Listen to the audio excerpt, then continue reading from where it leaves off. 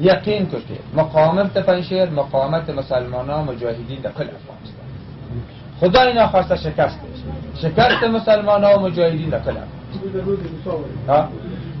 من پیشتر هم گفتم همین مسئله طالب و گپا لگه خود بیا صدقه نام طالب شبن همه از این منیشه امریکا و منیشه پاکستان است. خورد کلان از این بمیدن معمول پیشتر هم همونجا گفتم شما یقین کنید که امال امضای نماینده ما و شما تماس گرفتن. خب گپ تا اینجا رسیده، گپ به می ترتیب مسئله ظاهرشاه عوضی که یا گپ بزنن امرای ما امریکایی گپ میزنن امرای ما سعودی گپ میزنن. مسئله ظاهرشاه میشه که ما و شما مذاکره کنیم مکمل در دست بده مکمل در دست دشمن هست.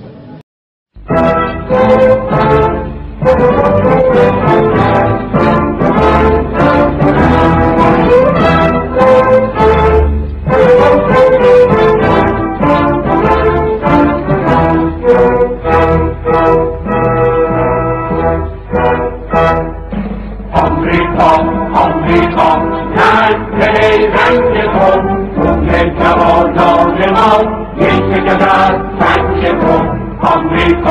آمریکا نزد رنگ کن خون جوانان ما میشه که در سنگ کن. ای ز شرار ستم شعله به عالم زده امن و امان جهان یک سر بر هم زده برتر هر خرمنی در دل هر گلشنی آتش بیداد تو ذائقه غم زده ثروت انبوه تو خون دل توده هاست سینه تو بر سینه ها تشنه ماتم زده جز به جهان خاره ای دیو ستم باره ای اقرب جراره ای